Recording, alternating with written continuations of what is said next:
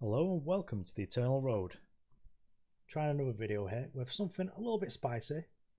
We've got a sort of more controlling traditional type of Argenport deck. I want to end the game with a Sword of the Sky King or an Encroaching Darkness. Hopefully this is going to draw me all of the Maktos and we're just going to manage to get there with a little bit of removal and disruption. So try a couple of games with this. See how we get on. I think I might have managed to fix the audio right now, but I guess I'll find out once I've uploaded. So we're on the draw. Ooh, this hand is not good. Not much to say about that one. This one's much better. I mean, it's a lot of mana, but we've got all our colours sorted. And if they're playing some sort of beatdown deck, I am looking forward to casting two Vara's Favours into a devastating setback. We are playing 4 of these just because I did see a list with 4 of them and I'm interested to see what that does. The fact that you've got this basically cheap Wrath that can also kill Dawnwalkers or anything else that wants to recur, as well as just giving you such a better chance against whatever I assume my opponent's up to. Sort of expecting. Ooh, Radius, that's good. So here we get to pop the Aegis, play the power that they know about, and then if they commit to the board here, hopefully with some more 2 toughness dudes, I don't mind getting Nim on mode here. Okay, so I guess we're taking 5. Okay, yeah. Plain smells? That's alright. So we get to have some fun. Let's get to Devastating Setback. Let's pop the Aegis on here, kills those 2 guys, and then when we get to untap, we get to Vara's Favours this to clean the board. And then hopefully we're just going to get to go Warden into Warden and make a Sword of the Sky King. That should do the trick. We do have this, which I'm very excited about, as if we do drop a little bit too low, we'll be able to gain some more life. Just keep the power flowing, perhaps grab a Makto. This is bad for us.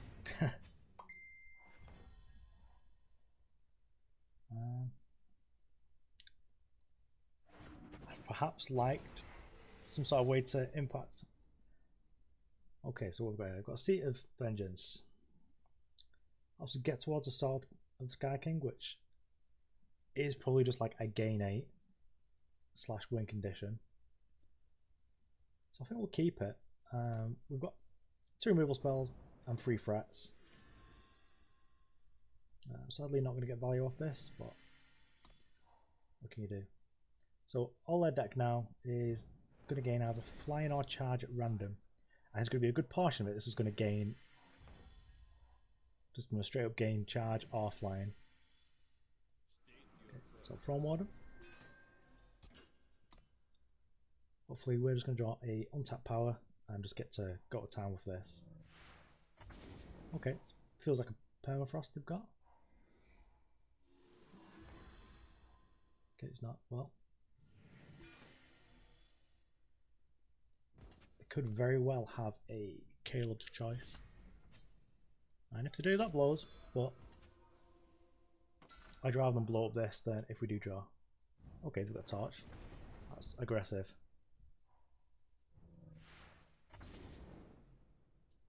I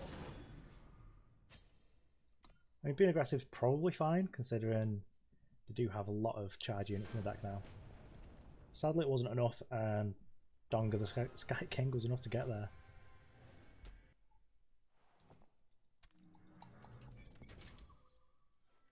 We'll play another one, and then we'll take another look at the deck. Hopefully this one will feel a bit more of a game, a lot more decisions, so you can sort of see what we're aiming for with this type of deck. D1, and we've got interaction. We've got a discard spell into a removal spell. And then hopefully we'll get to finish off with one of our 5-drops. I'm a little bit concerned that we don't have anything a little bit cheaper. Like if you had a Steward in the past, I'd be a lot happier. There's some matchups where Inquisitor Makto just does the job.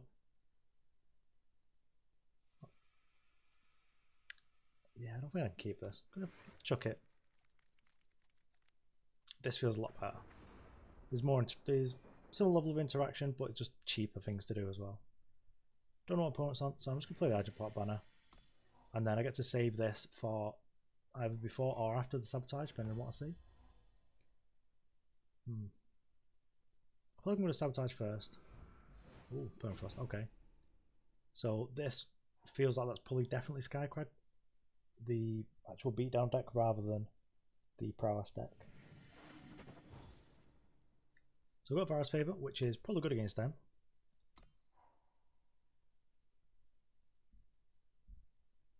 So, what are they up to? Yes, this is going to get a couple of war cries in, sadly. I do need to chuck away the Vara's Favour for no value. But that's just so that I'm able to play one of my foes. Caleb's Choice is probably a reason to be cautious about this as my win condition package, because it does get to kill him for free. Okay, I'll be playing that next turn, I think. I'm just going to get in with this while I can.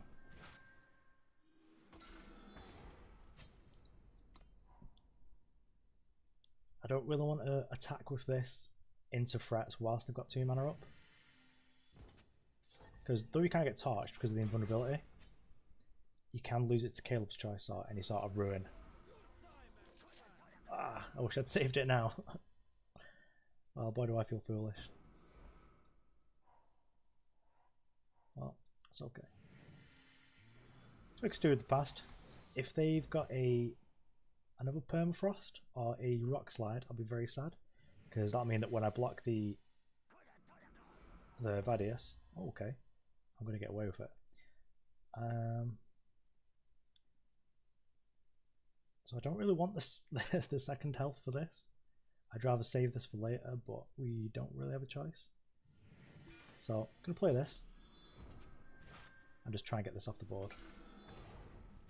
The Entomb Chakram, it beats Steward of the Past in terms of Steward of the Past doesn't silence the weapon, so especially with how they're playing here. So this feels like a torch, but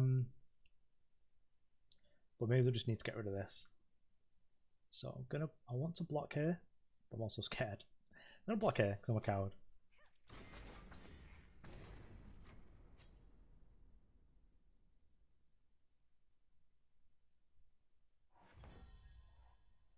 Okay, well, we're going to get that. This turn I think I will block the first strike, just to stop them from going ham with.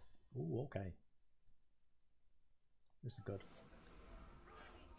Makto, and if Makto gets stuck up with a Permafrost, I mean, we could just harsh roll. Generally, harsh rolling Maktos isn't the best strategy. Let's just double block here, just stop any nonsense. They've got 1 card. They definitely lose the guy and the spell in hand. And depending on who they choose.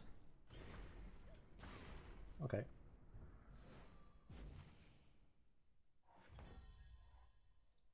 This is fine. I don't like these scout lands with Makto as well. I'm just going to attack. Like, can't just sit here defending forever. Got 8 power, that's exactly how much we need.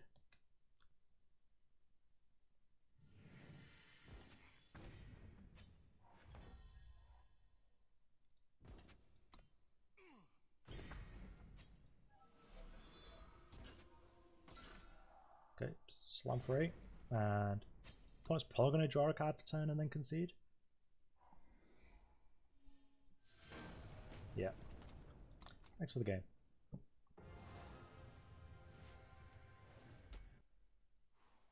So I want to take another look at the deck. I've got one of these sweet chests. 20 spell damage at the last one with Vara's. I'm going to work on editing these videos as well so that all this stuff just sort of vanishes, but it's a slow process. Just have to learn how everything works. So this is a deck list. I'm going to include it in the bottom of the list. the bottom of the video, sorry, and let me know what you would change. Sadly, we didn't get to see the Encroaching Darkness in play, but I've definitely been crushed by decks playing this Argenport Modern. I think they were playing Makto, not Makto, sorry. I think they were playing Tavrod and some other weapons, but I just wanted to try Makto, especially if we're going to be drawing more cards. And I just think it's really good if your opponent's playing stuff like Permafrost and you're playing Harsh Wheel to clear everything up. And maybe Devastating Setback is much less interesting with Makto, but we saw how good it was. And then if you're going to play against something like perhaps the Mirror or Armory, then it can still discard intact attachments. Anyway, thanks for watching. Hopefully this video sounds a lot better than the others, but I suppose we'll find out. Thanks for the game.